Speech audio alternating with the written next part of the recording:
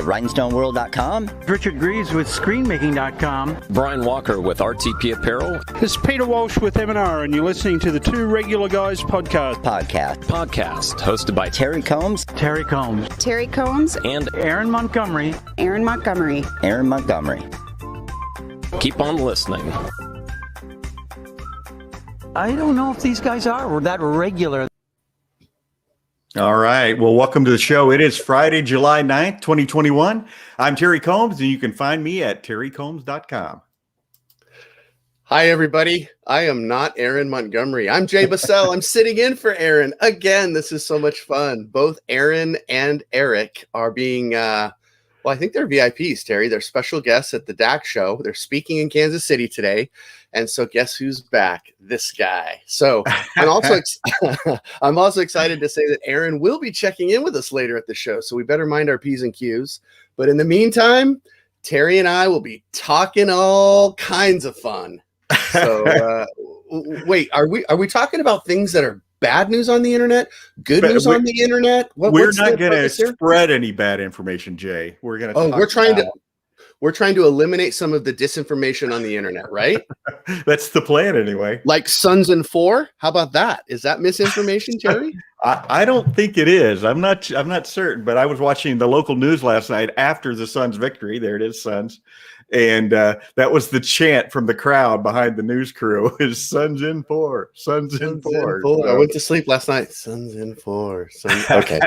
We're probably getting carried away because there's not a lot of folks in Arizona there might be 2 or 3 that are watching the show, but we better move forward.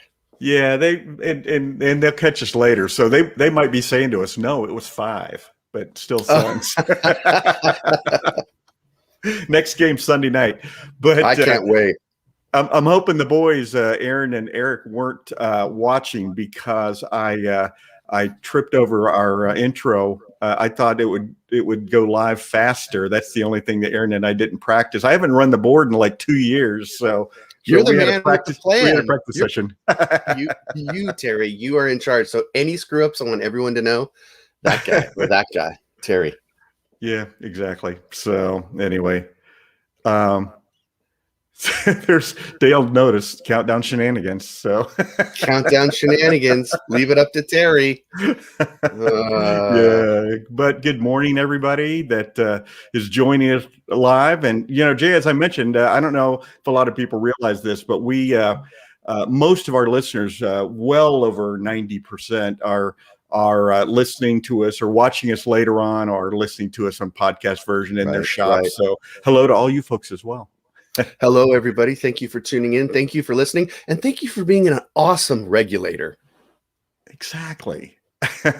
All right. Well, Jay, let's do a couple of news items. And I ran across this. I thought it was kind of interesting because I know both these companies. GSG has acquired McBee's Supply. And I know you're familiar with those guys as well. Yeah. Isn't that interesting? Yeah. It is. I didn't know that. Yeah, I didn't either. I ran across this last night. But GSG, for anybody who doesn't know, is a supplier of screen, digital, sign equipment, and supplies for the industry. And they have announced the acquisition of the assets, the business, and the employees. That's good to hear from McBee Supply in Houston.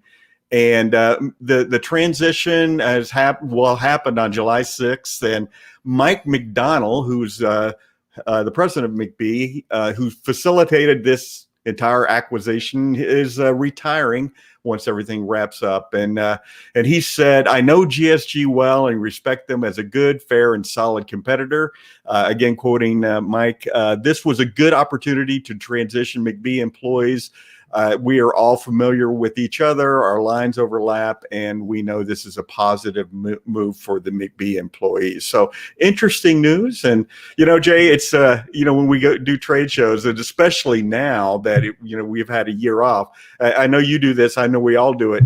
When you run into one of your trade show friends, you glance down at their name tag to see where they're working these days. It's sad but true, and it's been the case for both of us on a couple of occasions. So. Just at the last show, I was walking down the aisle chatting with somebody, and he goes, "Hey, I don't work there anymore." And he showed me his badge. I'm like, "Oh man, I should have looked." I know that feeling when you're like, "Uh-oh, who is this again?" It's Terry, right? Terry with anyway. Well, listen, I think it's a great move. Super cool that the employees get to transition, and the folks in the greater Texas, greater Houston area all know McBee, so I'm sure they're looking forward to having a new strong relationship with GSG. Yeah. Now, if anybody from GSG is listening, I'm that guy in the back of the hall that when you guys do that cheer at the beginning of the show, GSG, I'm the guy who yells, "Yeah, you know me." And he does it every time. So I can't help it. You can't help it. It's a tradition now. If you weren't to do it, people would think something else is wrong. They're like, "Where's that guy?" Isn't there a second part to this? Amazing. So you're participating in an event upcoming, right? I am. So I'm excited to be able to announce this because, for one, I am participating in it. But more importantly, it's a great event. So Shirt Lab has announced a Fort Worth, Texas show, and they're doing both an in-person show and simultaneously it will be streaming live for those who can't be in person. So the Shirt Lab founders, Tom Rowan and Marshall Atkinson, they have opened the registration so you can get your tickets. The dates are September 12th through the 14th. It's kind of a big deal. It's a meetup. It's a conference. It's a get to hug your neighbor. I mean, I'm excited to start to do, as you can tell, in-person events again, but they focus everything, as you know, Terry, on education. Right. For our decorated apparel industry, they do an amazing job of getting great speakers. Definitely, I'm not pointing the finger at me. Everyone else who's there is committed and are subject matter experts. So don't forget that takes place in Fort Worth at the Fort Worth Community Arts Center. It's going to be immediately after, so there's no overlap, no conflict. It's going to be after the Impressions Expo show in Fort Worth. So 2 days, lots of speakers, sales, marketing. I've met, I don't know if you've met Ken Seidel, but Ken, this guy is great. He's an industry veteran. He knows a lot about sales. He's going to MC the event. And so let me run down the list, Terry, if I might, a few of the folks that are featuring. Yeah. Tom Rowan, obviously, Jason Rink, who I've heard speak. We heard Jason at a ThreadX, the last. ThreadX, right. Yeah, right. Yeah. Jason was great.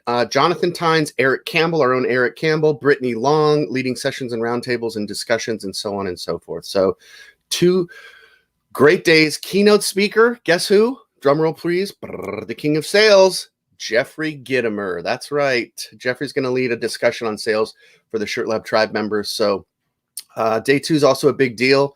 Marshall, Michelle Moxley, Richard Greaves, Mark Coudre's there, keynote speaker. Again, I just want to say I will be not the keynote speaker, but I am on the I'm on the schedule. Don't confuse. I'll start cast there. So you add up those folks, it's going to be a big deal event. I would definitely invest in myself, invest in education, and I just want to let people know that this is a worthwhile event. It really is. Yeah, I noticed that Brett Bowden's having an event tied in with this at his new location. Jay, I don't think you've been to the new location, have you? I haven't. I'm really excited to be able to hang out with Brett and Brett's crew. It's so much fun. The last time we were there together, we went to his old shop, his old location, which was awesome. So now busting at the seams, though, I'm glad they got the opportunity to expand. Yeah, they were, and they were here, and then they were across the parking lot over there. Exactly. I was just gonna say, you beat me to it. It wasn't even in one location because they had kind of had to lease out a separate spot next to them. But now they're under one roof, big building, downtown Fort Worth, super cool. I've been watching them since they got the location, so everything I know about them is from Instagram. I can't wait to see the progress. And it's fun. It's a great event to be able to kind of hang out in someone's cool shop. And it's such a cool vibe. Jay, and here's a pro tip for everybody listening. In Brett's shop, Printed Threads, they have a swag wall. When you walk in there, they're like, "Oh, take anything." And they have like playing cards that say Printed Threads. I have a cool bottle opener that Brett modeled after his house key, because he goes, "Those bottle openers on your key ring are just so bulky." So he had a bottle opener modeled after his house key.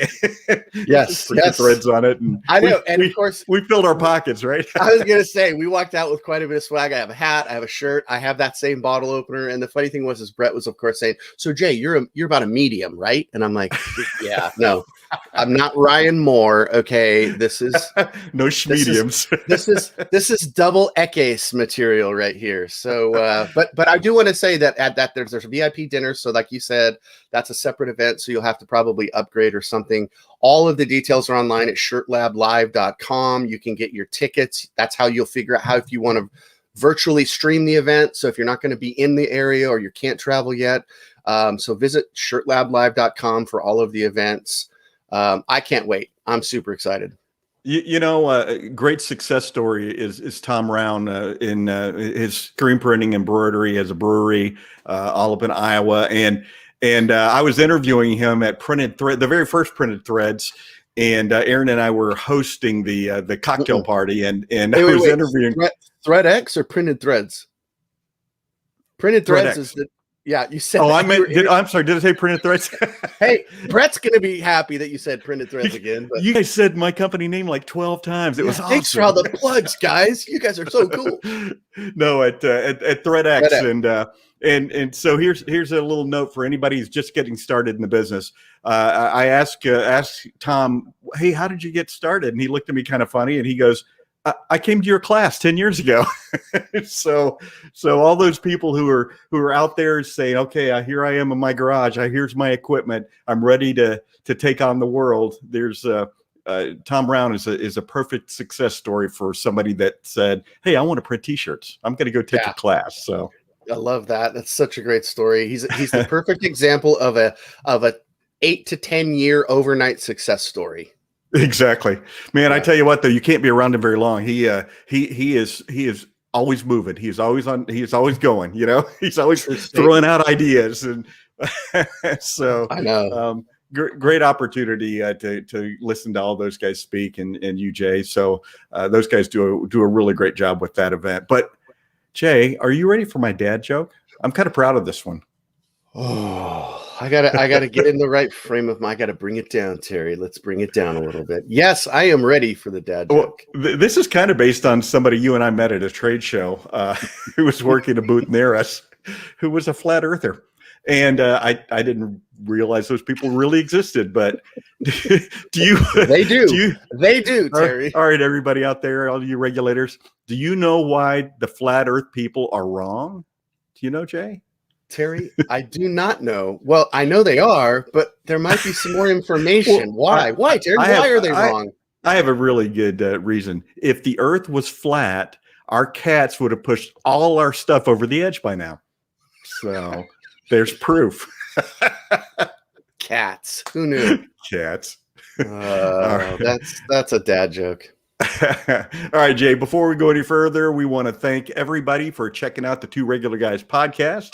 We are always looking for new guests. So if you or anyone else would like to join us, go to calendly.com/2 regular guys and share your show ideas. If you are listening to the podcast version of our show, we would appreciate you sharing the Two Regular Guys with all your industry friends right now so they can become regulators too. And we would appreciate reviews on Apple Podcasts, Spotify, iHeartRadio, Stitcher, Amazon Podcasts. We are everywhere now, Jay. He's taking over. But we really would appreciate reviews on any of those. And if you're watching us live right now, please join in with your comments and questions, especially today, because we're going to be talking about misinformation on the internet. And right now, though, we're going to hear a word from our sponsor, Printing United. For any of our podcast listeners, is a little bit of a musical interlude.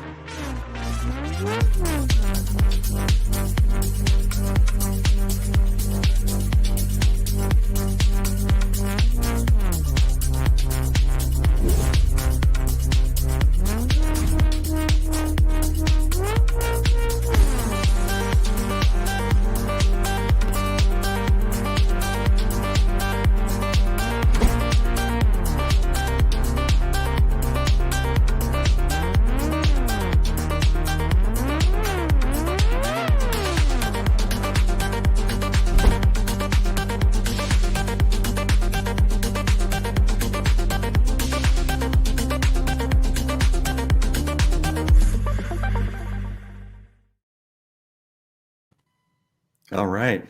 We are at some point in time. That was some techno groove, bro. I was like, woo, get it on. It's like the old Saturday Night Live days. Now we dance. Now we dance. All right, Jay. Well, today's subject obviously is the bad information freely distributed around the internet. And Jay, have you ever heard somebody say if you repeat something enough times that people start to believe it? Yes, and I am familiar with that because it happens to us all the time. Exactly. And it's obviously the same with garment decorating, product decorating. But here's my theory on this. A lot of what you see on the internet it should be titled, "I couldn't get this to work, so here's the Band-Aid that I created. You can use that same Band-Aid." Rather than figuring out from the front end what I did wrong, let's just slap a Band-Aid on here and see if that won't stick. I could not agree more. Or it should also have a second tab that says, all of this information may have been true 10 years ago. However, technology has moved slightly forward, so be sure to upgrade and check for current information. Yeah, it's so, and also, unfortunately, there maybe 1 or 2% of the information out there is being put out there on purpose to kind of mislead you, to steer you to one product or one piece of equipment or one technology or another. So, I think we have 1 or 2 examples of that as well. But we're going to talk about screen printing. We're going to talk about direct to garment, which Jay and I are both very familiar with. We're going to talk about sublimation, which we are slightly less familiar with. And at the end, we're going to talk about embroidery. So hold your questions for Eric for next week on that one. Pretty much. We're both going to hack our way through the embroidery section. Embroidery. That was for our friend Matt Rome from Epson, who I just goad him into saying that word all the time. So, hey, Matt, what is it your wife does for a living? Embroidery. We need to record that, and we can create a loop. Just have Matt say it again and again. Drop it into our intro. We'll be talking screen printing. We'll be talking direct to garment. We'll be talking embroidery. That would be sweet. Okay, I'm getting off topic. That's my style. ADD. You wouldn't know it was 8:18 in the morning, but after that Suns game, I'm still jacked up, Terry. That was pretty awesome, man. If I watched the post game for 30 minutes afterwards, it must have been an awfully good game. You're a homer when you're watching. Well, let's hear what Scott Van Pelt has to say about it. And you're like, they're just showing highlights of the game we just watched. But anyway, that's not what. By the way, Ramona said that they can help with embroidery questions. Look at the way she spelled it out. Yeah, that's so great. Thank you, Ramona. That's perfect. Love it. Love it. Love it. Well, we better jump in, Terry. We've got some interview questions and answers, and screen printing is your domain, right? I have been doing it for 40 plus years. So. Well, first of all, congratulations. I do want people to know, as much as we joke around, as much as you might see us, I want to take a serious moment to say and tip my cap to Mr. Combs, who has taught thousands of people. And it was really fun for me to hear you talk about Tom Rowan, because I'll bet you there are 25 other stories just like that you don't know about. And so you, my friend, have been an industry legend for as long as I've known you. So from the moment we threw grapefruits at you from the other side of the parking lot at U.S. Screen Print Institute. Exactly right. Well, I appreciate that very much. That wasn't even in the outline, Jay. No, it wasn't. That's why it was heartfelt and true. But we do need to cover some of this misinformation. And I know you're about ready to uncork the screen one, because I hear you talk about this all the time. And I think, what? You mean there's more than 110 mesh screens? Is that real? Yeah, that's, and it's funny because if I weren't so close to the education end of it, I would have thought this had died out 30 years ago. But every screen printing class I do, someone says, well, my supplier said I just needed to buy 110 mesh screens. That's what my supplier told me in 1979. And it was probably bad advice then too. And, the problem with screen mesh like that is that it just lays down way too much ink. And so that part of the equation has caused people to just struggle on the front end. And if you want my advice, your go-to screen is a 160, and you're probably going to have 4 or 5 different meshes on your production floor, but 110 is probably not going to be one of them. So Terry, for all of those embroidery folks who really don't get their hands inky, they like to play with thread and needle. So the higher the mesh count, the smaller or finer the opening. Exactly right. So like when we do in my class, we do a graphic that's an eagle with flames coming out of its wings. That's the last thing that we print on the second day of class, and we do it on a black T-shirt. We print the underbase through a 230 mesh, a very fine mesh. And a lot of people say there's no way you can get white ink through a 230 mesh, but it's all a matter of knowing how to properly do it. All the colors are 305. And I've had people call me up and say, hey, I tried to order those 305 mesh screens, but my supplier said they won't sell them to me because you can't print plastisol ink through a 305 mesh. And of course, my response is, do you still have that Eagle shirt? Yeah. Well, you printed through a 305 mesh because that's what it's burned on. Oh, okay. I'm like, you might want to call. And hey, Jay, no shade at suppliers, because they're also doing signs. They're also doing direct to garment machines. They're also doing, all types of different types of equipment and supplies. So a lot of times they're just repeating back to you what they've heard at some point in time and hoping that they're helping you. And so I don't want to throw any stones at them, but and give a free plug to the folks up at Atlas Screen Supply in Chicago. I've been teaching classes there for 12, 13 years, but I'm pretty selective about where I do my classes. But one of the reasons I do classes there is because every employee they have has gone to the screen printing class.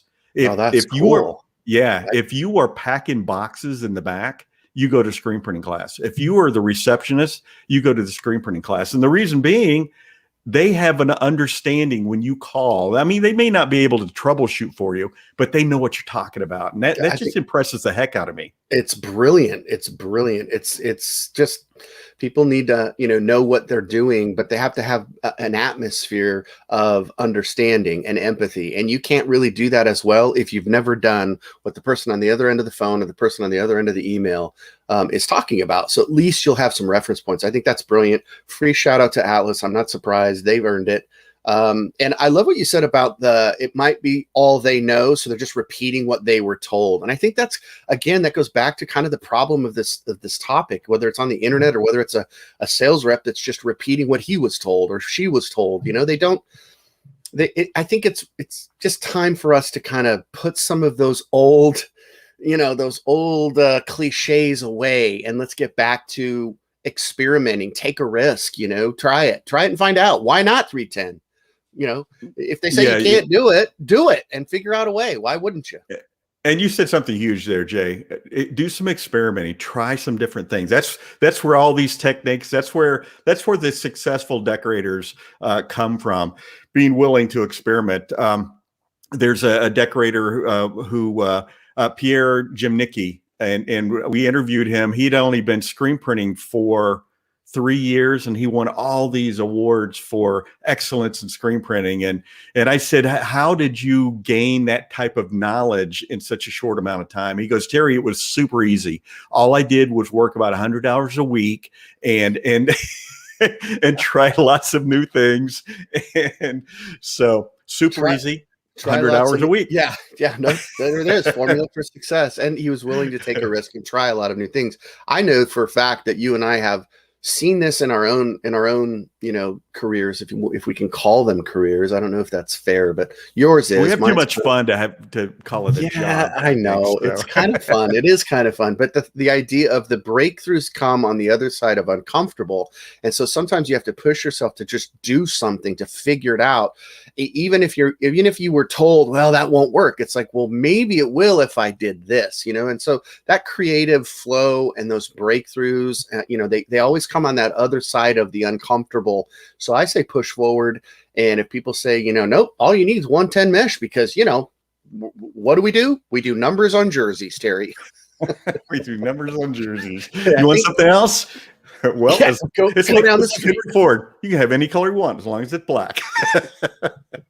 But hey, more power to you if you can make a living putting numbers on jerseys. So, well, let's keep. I'm a niche market guy. Hey, listen, unfortunately have printed myself, as you know. I have some Popeye forearms from pulling manual squeegees, but the truth is that there are a lot of jerseys out there, and it can be profitable. So we don't want to upset anybody who has that as a big part of their business. But let's keep moving forward. We've got more bullet points. I'm starting to get nervous. I look at the clock and I look at all this info, and I'm like, Terry and I, Terry, we could talk about two things for half an hour. And this is the way Aaron and I do it as well. He'll be sending me a message going, I think this show is a two-parter right about now.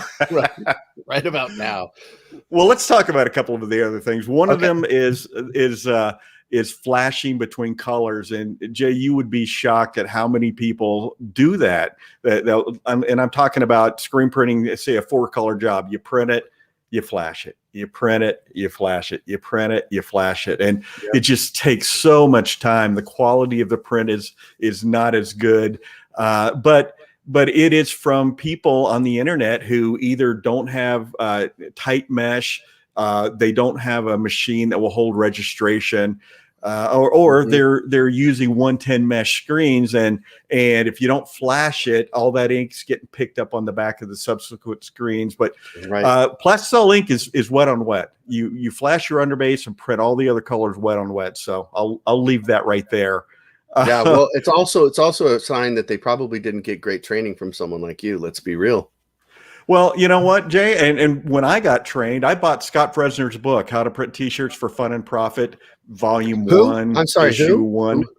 Huh? Who? Scott Fresner, isn't he the lead guitar player in a Pink Floyd cover band? Pink Floyd cover band, exactly right. Anybody in the Phoenix area, Scott Fresner plays bass in a Pink Floyd cover band. Oh, bass. Yeah, sorry. Yes. But Scott's awesome. But so I'm sitting there because there weren't any classes when I started. There, you could go to a trade show, and man, I was that guy. I was the guy that went to every seminar, and I'm just feverishly writing notes down. But that's how I got started, and obviously a lot of experimenting because how to print on jackets was, I think, 4 paragraphs. So I got the basics here. Now I need to ruin some jackets. Yeah, right. Oh, and that's always fun because they're so affordable. They're exactly. It's not like they're a $3 T-shirt. These are like $30 jackets. But I love what you said about just learning and going to those sessions and taking notes. And that's where you are going to figure out, oh, wait, I can do wet on wet printing. I just have to have all the other parameters. I have to. Exactly. Everything has variables, and they're all interconnected. So if you mess up the first few, then that's what happens. That's when you look down on your substrate, and you're like, that's a mess. It's wet on wet. This isn't the way it's supposed to be. I better flash these. So I think it's kind of you fall back into the fear because you didn't get everything set up properly from the get go, and this is your workaround. This is your solution. Yeah, and Jay, I don't want to fault anyone who's in the middle of a job and does what it takes to get that job done. I've done it. Of course, we've all done it. Of course, but I don't want to do it twice. Well, and we want to encourage people to look for and be in pursuit of best practices. Exactly right. A couple other points in screen printing, and I won't belabor it anymore. Pinholes. What's the advice on the internet? Just use more emulsion because. Obviously, if you're getting pinholes, and pinholes for anybody who's not a screen printer, on the 3rd print, there's a little dot of navy ink right here. On the 5th print, there's 2 more dots down here. On the 6th print, there's 3 dots up here, and they're called pinholes, the scourge of screen printing. But the solution is to cover them up with more emulsion. No, it's not. You're just going to have the exact same issue. You're just going to spend a lot more money on emulsion. And pinholes, 99% of pinholes can be eliminated by properly degreasing your screens. And Jay, you would be, you speak at ASI all the time. I was doing a screen printing seminar at ASI, and it was just mainly for people to understand the process. None of them were going to actually do it. But I had 2 gentlemen in there that had been screen printing for 20 years, and they came to that session just because they were having a pinhole issue. And so when I said properly degreasing the screen, they both looked at each other like, I've never done that before. I didn't know that was a part of the process. 20 years of Scotch taping the backside of your screen. Yes. Lots of tape. Oh man, I know that feeling. You're like, tape. Or what's that little product that you get the little toothpick and you drop it in and then you try to Oh, you know, yeah, it's like block out. block out. Thank you. Yeah, see, I've been there. I walked that walk. No, that's so fun. But those guys, obviously, Terry, you were a resource, and they hadn't heard. They didn't have the information or the proper education to get going, and they only know what they know, right? So Exactly. I'm gonna give one more quick point on screen printing. That is, there is a perfect white ink. You just have to find it, and because there's so many people say, okay, I use Union colors, but I use Wilflex white. The next person says, all my colors are Wilflex, but I use International Coatings white. I use all International Coatings colors, but I use Wilflex. Okay, it's a cycle, right? Yep. And it's because people don't know how to properly use white ink. When I go into, well, they don't even ask me anymore. I would go in to teach a new class, and one of the first things, okay, what's your preferred white ink that we can get to use? I know everybody's got their favorite white ink, and my response is always, which one do you have that's open? That's the one I want to use, because and primarily this, people try to use white ink as a color in the graphic if it's a multicolored, like for a white underbase. So on an American flag, they're going to print white, and they're going to print red, and they're going to print blue. You have to lay down so much ink to get a bright white, then it affects the image. That's a 4-color print: an underbase white, red, blue, and then a highlight white. And that print's going to be a fraction of the thickness. It's going to be bright and crisp. So it's not a matter of finding that perfect white ink. It's learning how to properly use that white ink. So, I almost called you Aaron, man. It's so. No, you did. It's okay. I figured that's going to happen a time or two. I'm prepared for it. It's harder with Aaron and Eric. I keep tripping over their names all the time. That would be challenging. Just that's why you guys went with E-Rich, right? E-Rich, the rapper, the DJ. Well, are we ready to move forward out of screen printing and into the DTG world, the digital world? Leave those analog screen printers behind, and let's join the digital revolution. Let's join the revolution.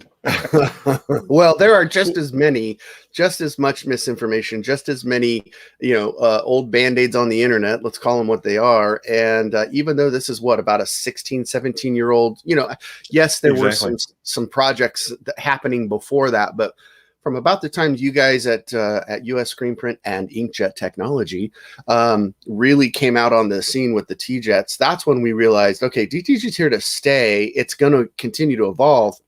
And as it's evolved, Terry, guess what? So has the information, so have the techniques, so has the training. And so we've got a lot of great points to cover here.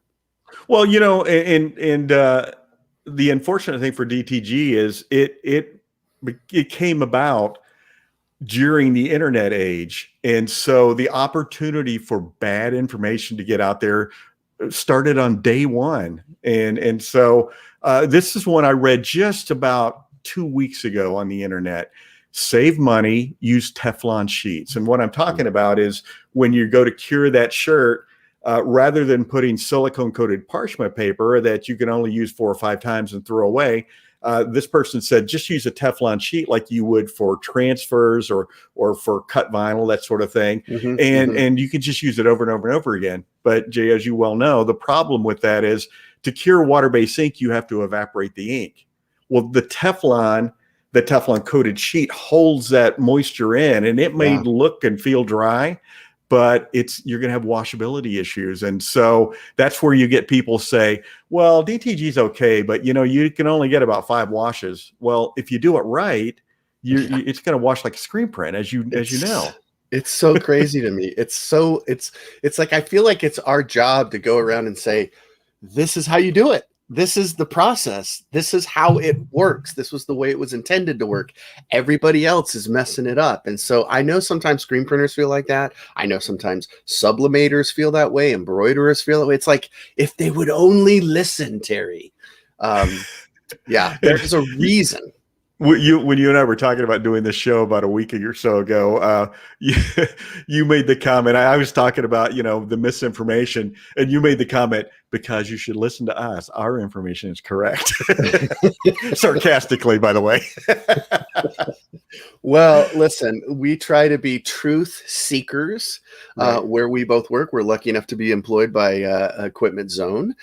Shout out to our employer, but it's true across the board. Whether you have a Brother printer or some other brand name of DTG printer, we're giving you the information so that you can have success. This has nothing to do with a specific line of printers. This is more about the process and Right. eliminating errors. And in a water-based ink environment, you can't seal. You're literally sealing like an envelope the heat. And so there's nowhere for that steam or that evaporant to go. It just sticks right there. And so, Right. yeah, Teflon sheets are great for other purposes, but there's a reason that we use the products that we use in DTG printing. Yeah, exactly. So, Jay, at the top of the show, I mentioned that sometimes there's a little bit of misinformation intentionally put out there in the world of the internet, and here's one of these, and this is actually someone called me and was saying this to me on the phone. He said, "Well, I was talking to XYZ company, and they said." Our machine will fix that 72 DPI file for you and print it perfectly. And I said back to this gentleman, I said, and you believe that was true? And he goes, I wanted to believe it was true. And I said, and was it? And he goes, no, it wasn't true. That's why I'm calling you. No. Yeah, but, I don't know how. What kind of salesperson? Sorry, I'm just gonna have to. I work with a lot of great sales reps, so it's always surprising to me when I do hear these. And we do. We're not making these up. This is feedback that we literally have received over the years, both in person at trade shows as well as through the education and the training that we both do. It's crazy to me. It's like, where did you hear that? Who would have told you that? I feel like let's hunt that person down. Right? Right. Banish them from the kingdom of garment decorating. Take their keys away. You will never post on the internet again. Shame on you. No, sorry. Your machine will not fix a file. It is the classic GIGO, garbage in, garbage out. It is only going to print at the resolution at which that original file was served up to the printer. The printer just, it's an output device. That's it. End of story. It doesn't fix your file. We can perfectly replicate that crappy file on a shirt for you.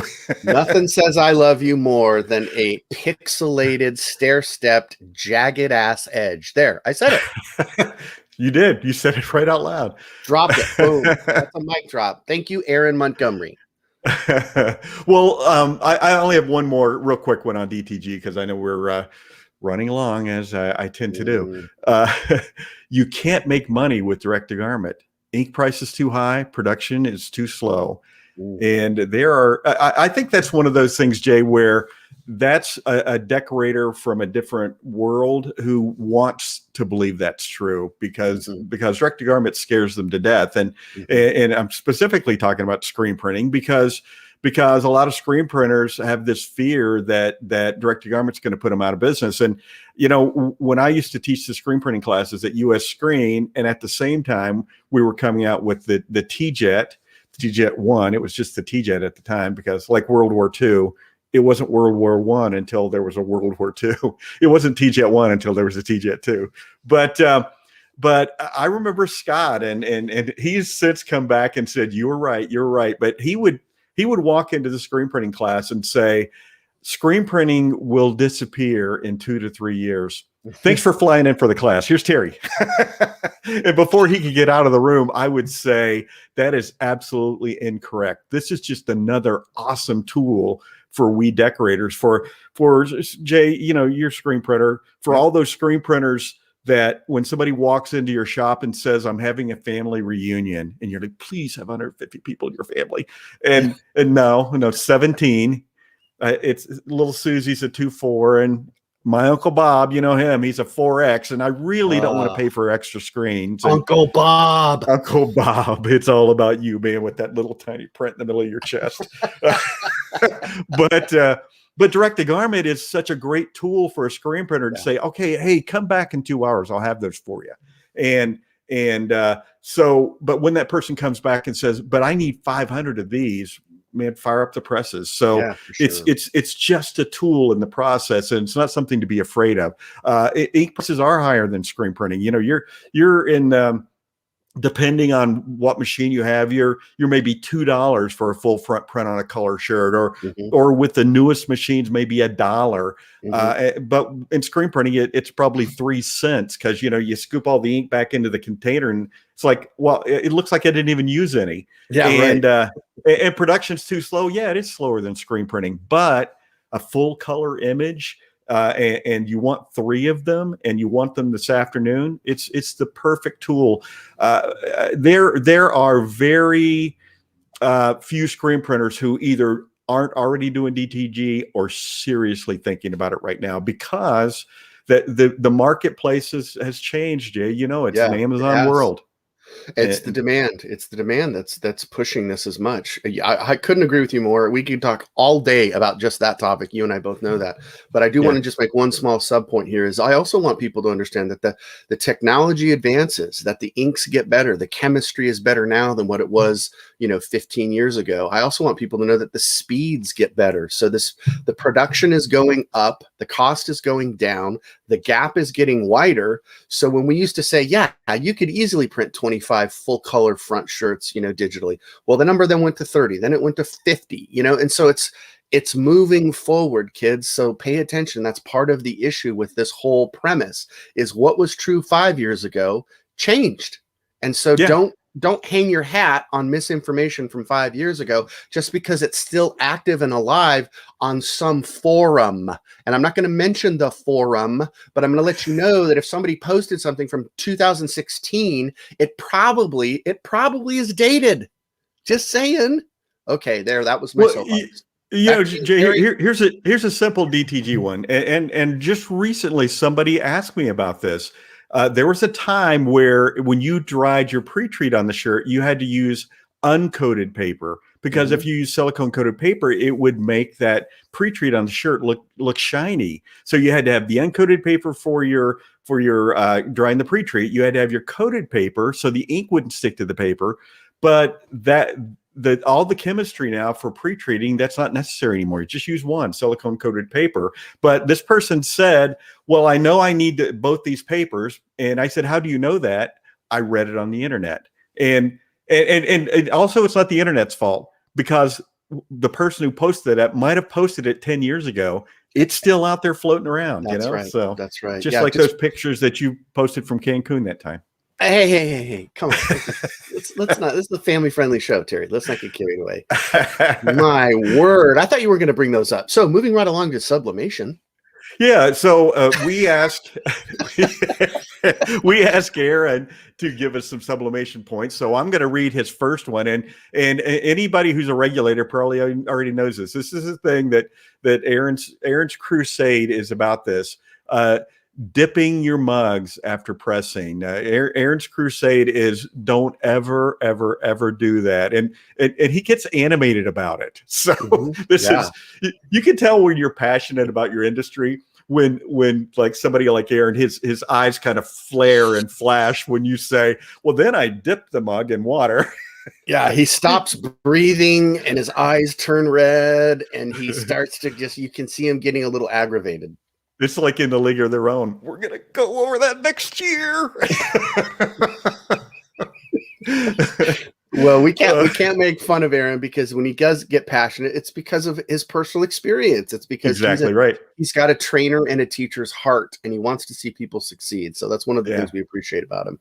So Aaron says, even in lukewarm water, and we're talking about heat pressing or sublimating on, say, a coffee mug, and folks will say dip it in water to cool it. And Aaron says, even in lukewarm water, you're creating micro cracks in the ceramic.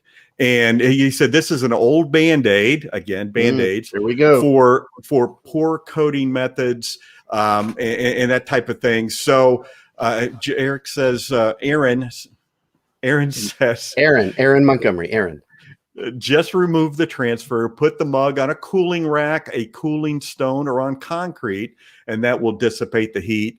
And if anyone is suggesting it, I would be leery of their mugs and the quality of their coatings. So interesting little side note there from Aaron. Aaron's creating some intrigue in the industry from Kansas City right now. So he is. It's amazing. He can almost be in two places at the same time. But this is again a tip of the cap to all of the hosts. Really, you, even Eric, of course, and Aaron, is that you guys are often in a position of training, and when you have that subject matter expertise and you're willing to impart that, as the trainer, you want to be correct. So you need to have the right information, and that's one of the things that I can appreciate about all three of you, and is to put my appreciation and trust into listening to what you've had to say. So here's another one that Aaron shared with us, and he gives us kind of the lay of the land, the two pillars that we must know: time and temperature. So he says 400 degrees for 40. Did I say it right? No, 400 degrees for 60 seconds. This is the time and temperature has been used as the correct setting for all sorts of items, right? Well, guess end what? all be all. Yeah, that's all you need to know. The two pillars, 460. Well, guess what? According to Aaron and those in the know, it's another Band-Aid for poor testing. It was just a catch-all to make sure that transfer actually released and that the process worked. But truth is, most items have a much lower time and temperature.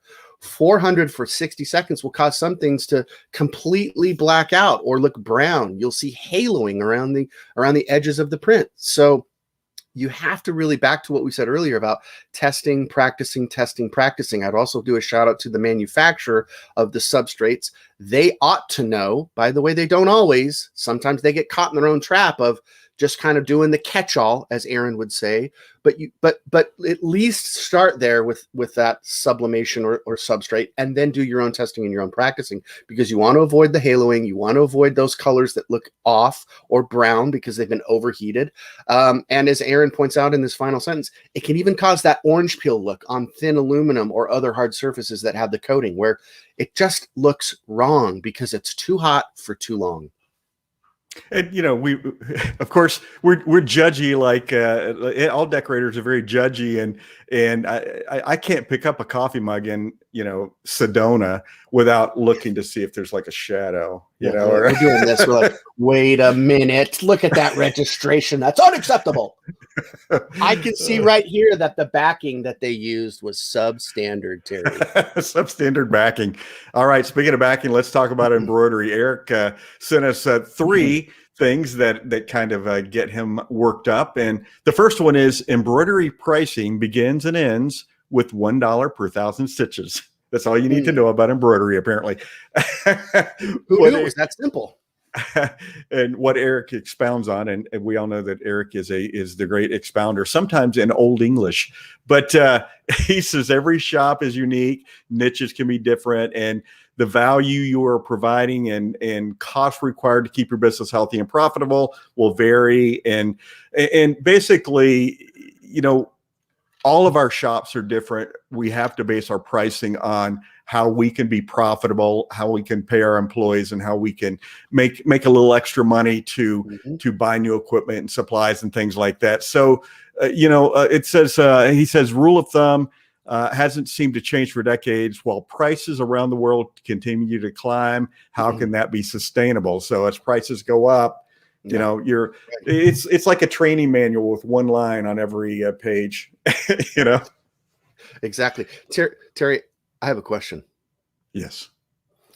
For those that are listening, you can't see my tiny little hand that's raised. I'm so glad that Eric made that point. I think that applies to everything. I was just going to ask you, my question is, Terry, for how many years now have screen printers been saying, well, it's $15 per setup per screen?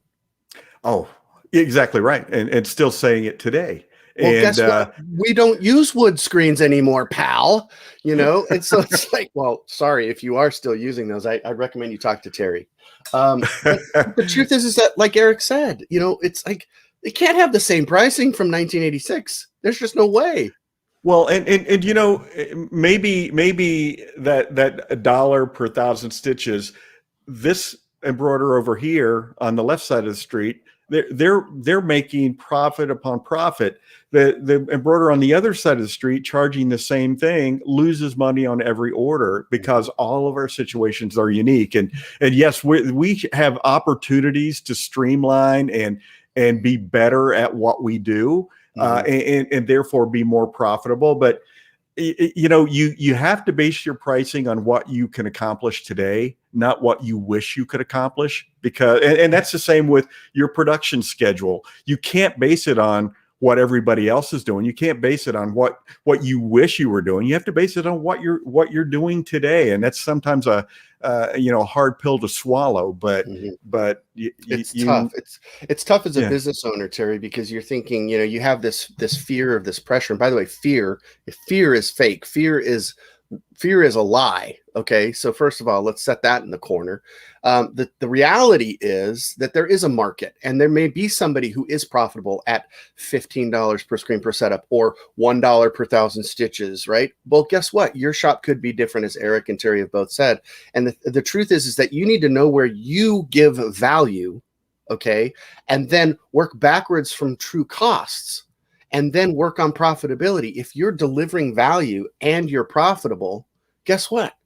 You're in the sweet spot, and you could charge $1.75 per 1,000 stitches or some other crazy unique number, because that's what's going to apply to you and your shop. Exactly right. I want that. I want what you're showing me. That how much I pay for per stitch is not important to me as the quality of what you're doing. So I'm sure you went to Sedona and bought that hat or that shirt, and you thought, well, I don't think I want to buy this because the cost per stitch per 1,000. You're looking at the graphic. You're looking. Does it fit? Is it a color I like? Does it feel good? You're not. Don't get me started, Terry. I have a dated comment that I always make, and Aaron makes fun of me. And speaking of being in the sweet spot, Aaron is waiting in the lobby right now. I'm sorry, who? Aaron is waiting in the guy whose seat that you've taken for the last. That guy. But I always say, when I went to see the Stones, did I know how much that T-shirt cost to make? Yes. Did I pay $40 for one? Yes, it was the Stones. That's Kids, price is in the eye of the beholder. He means the Rolling Stones, and by the way, they're now $75 per shirt. So that's how we know he's dated, because $40, we're like, and it was dated for me to go to the concert. They're still touring, so insane. Well, we've got one more, or do we need to bring? Yeah, let's just do one more. Okay, let's do one more, Jay, for Eric, and then we'll move on. Great. Well, listen, this is something that I know he's passionate about. So Eric, the man, has left us with some words of wisdom. Having registration problems with your embroidery? I've got the answer for you, Terry. It's always the stabilizer. No, it's not. It's not always the stabilizer. The embroiderers over here are about to go crazy in the comments, I think. I know. What the hell does Jay know about embroidery? Okay. Embroidery. The answer isn't always in the stabilizer, especially if you're adding several pieces to the garment. It's important, as Eric has constantly reminded us, to have the correct stabilizer to arrest, notice the word, to arrest stretching and movement in the hoop. Now, those are technical terms. When I was arrested, it was a totally different thing. Other issues, including the sequence of your design and the amount of kids, the sequencing of your design. What part starts where and why, the amount of compensation, how much you are allowing, natural forces that you've applied by the shapes that you're sewing. There's so many factors. It is not just the stabilizer. So do not rest your hat on a bulletproof statement like the answer is stabilizer. Well, it's got to be the stabilizer. So Eric can go into at least an hour. I would call it a documentary on this topic alone. And so this is one of those things that embroiderers are like, it's like everything else, right, Terry? That so many variables that are interconnected. One down here can relate to the one over here. And so we have to kind of get all of these things organized and make sure that we are prepared so that there aren't these foolproof, bulletproof type broad brush, wide sweeping answers where one size fits all. That's a lie. One size does not fit all, kids. Ryan Morse medium does not fit everyone. Doesn't fit me. In fact, no one I know, but except for him. All right, Jay. So instead of 5 things today, although I'm fully capable of playing the 5 things intro, You are if capable. You necessary. have been trained, and you are prepared. However, but we are going to check in with Aaron at the DAX show and see what's going on over there. can't wait. All right. Look at that, Aaron. I did Hey, you did it. He's there. You're at a trade Jay, show. Jay, are you helping him? I'm not doing a damn thing. I'm what they call the talent, the good looks. Duh. Exactly. He's the talent this time. Yeah. All right. So Aaron, your first show back since the pandemic. What's it like for you personally? Wow. The crazy part is this was the actual location of the last show that I was at in 2019. We did trippy.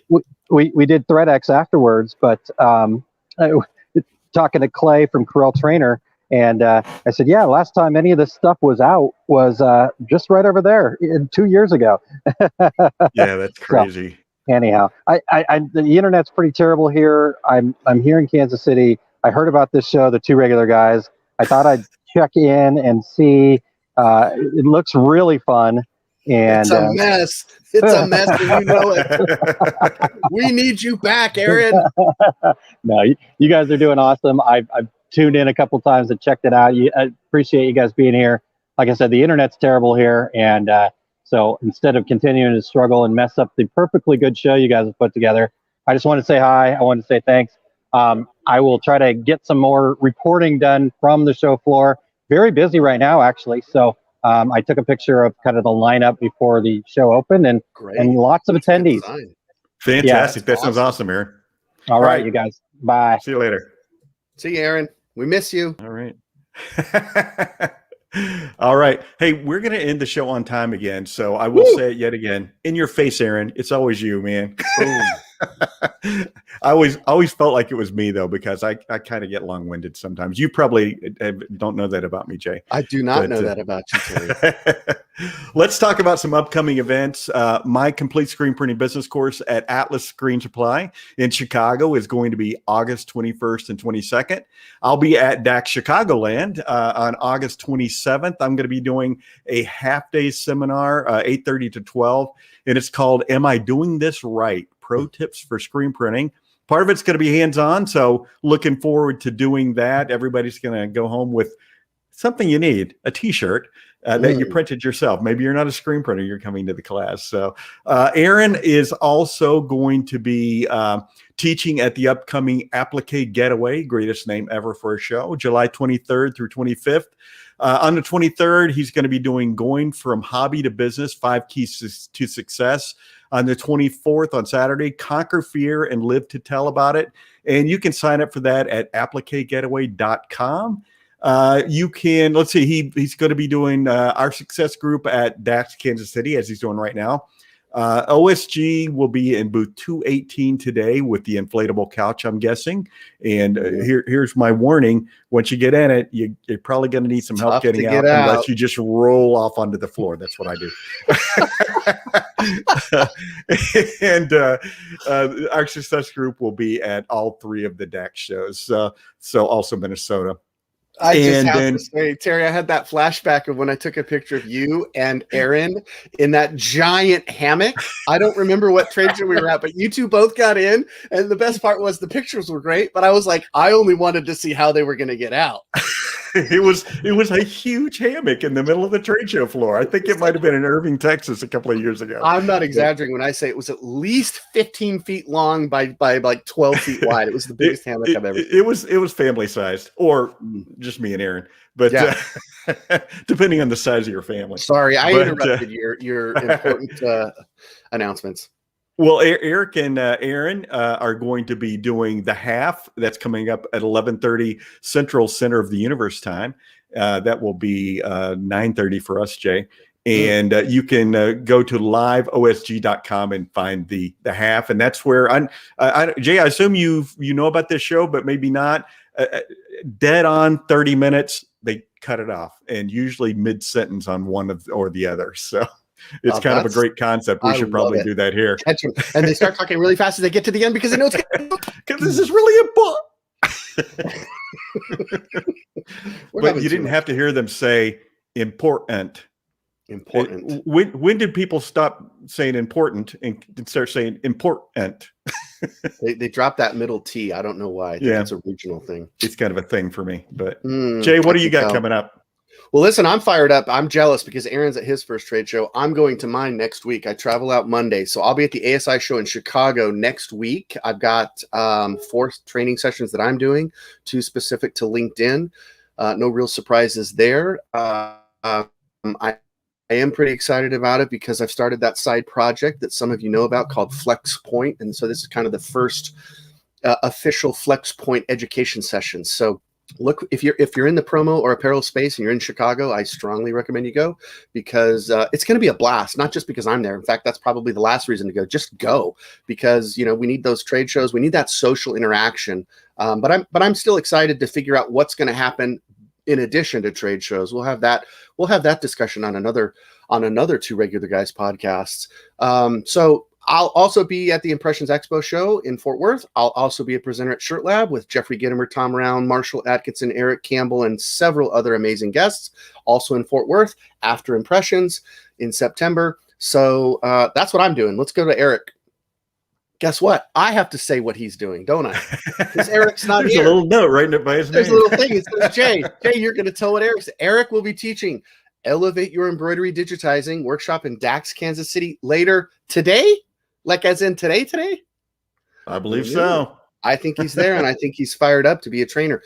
If you're at the show, you can still sign up, catch him later. If you're not there, you can see him in Minnesota, right? Or in Chicagoland at future DAX shows. Go to daxshows.com. Eric's also got his own show, as you know, The Take Up, but it's off this week, so you're going to have to postpone that for the next time. Let's see, what else has he got going on? EricCampbell.com, The Take Up. Understanding Emblems, Digitizing Production Styles and Sales. That's a mouthful. Understanding Emblems, Digitizing Production Styles and Sales. That's now available as a recording, so check it out at decorators.education. That's something that he'll want us to know about, and you should, if you're an embroiderer, Eric is your man. So what's going on? By the way, he'll also be at the Fort Worth Expo, Impressions Expo, Terry, as will you, right? I will not be in Fort Worth. What? That can't happen. You're an institution. Don't they have a statue of you out front? No, it is a guy in a cowboy hat who looks good in a cowboy hat, but it's not me. Terry, I would like to invite you to the Impressions Expo show, even if you just come to enjoy the show. I did that in Irving, which is, the other side of town here a month or so ago. So I did make it out to a trade show first. So right on. You were first. Well, what other trade shows are coming up, brother? We have obviously DAX is going on today and tomorrow. Graphics Pro Expo in the Meadowlands. That's Secaucus. For anybody who's ever gone to New York City on the train, that's where you change trains before you went into the city. That's their claim to fame. That's going to be July 15th and 16th. Again, the Applique Expo in Fort Worth, July 23rd through 25th. And I mentioned DAX, Minnesota. That is going to be August 3rd and 4th. And Jay, you and I will be out at Graphics Pro Expo in Long Beach, August 12th through 14th. So that's the rumor. It's circling around. It was on the internet, so maybe it applies to this show. Misinformation we read on the internet, but this case, you never know. We're going. I'm excited. Even if we don't have that booth, we're going to have a booth there. But even if we didn't, you and I were going to drive out anyway. So that's right. We're bringing a tent and a backpack, and if that's all we have, we're just going to set up. What are we going to do? Kick us out? Come on. Exactly. All right. Well, let's wrap things up, Jay. Let's do. So shall I wrap things up by the rest of the shows, or Terry, what should I do? Wrap things up. We're just going to say goodbye to everybody and thank the regulators. And I want to thank you, Jay, for jumping in, being co-host today. It was a huge honor. I hope folks that are listening realize that this show brings value. So even though you may see my personality is kind of all over the place, a little loud, a little sassy, sometimes snarky, I do want to say that this is a joy for me to do it. You and Aaron deliver amazing content. So proud to be one of the regulators, one of the part-time regular guys, and obviously all the work Eric Campbell does behind the scenes. So it's an honor to be here. So thank you for letting me co-host. Thank you for letting me fill in Aaron's giant sublimated shoes. and those sublimated socks. That's all he wears. But and speaking of Aaron, hey, thanks, Aaron, for coming in at the end of the show and all the prep work you did to help get us going for this week. Since I hadn't run the board for a couple of years, so we had a Monday holiday get together and we did more chit-chatting than getting ready for the show. But as always, we want to thank Eric Campbell. Eric was like, I think I could fit it in and come and work on the show. But even though I'm doing this seminar, and like, Eric, take a week off, buddy. You do too much already. Well, and both Aaron and Eric will be back next week, right? Right, exactly. And guess what? I heard they're interviewing somebody famous. Did you hear that? I did hear that. She used to be the third regular guy. She used to be on the show so much. The third regular gal, I think, wasn't it? No. Yeah. It was two guys, a girl, and a T-shirt. It used to be a TV show called Two Guys, a Girl, and a Pizza Shop. It was two guys, a girl, and a T-shirt. She actually came up with that. That's hilarious. But it's Andrea Bomarito of ZSK. Awesome. And guess what? She'll be discussing all things embroidery. So you'll want to tune in. It'll be an interesting look because it's going to be both Eric, Aaron, and Andrea. Terry, you're out. I'm off. I may never be back. Let's be honest, after today. Not true at all. It's been awesome, Jay. But thank you. So until then, until next week, I'm Terry Combs. He is Jay Bassell, sitting in for Aaron Montgomery. And we are two regular guys. Here we go. We're out. Awesome. Thank you for listening to Two Regular Guys. Check out our website at tworegularguys.com. That's the number 2, regularguys.com. You can also interact with us over at our Facebook page, facebook.com/tworegularguys, or send us a tweet, twitter.com/tworegularguys. And we have a YouTube page. You can find all that from our website, tworegularguys.com. Thanks for tuning in, and we look forward to spending some time with you again next week.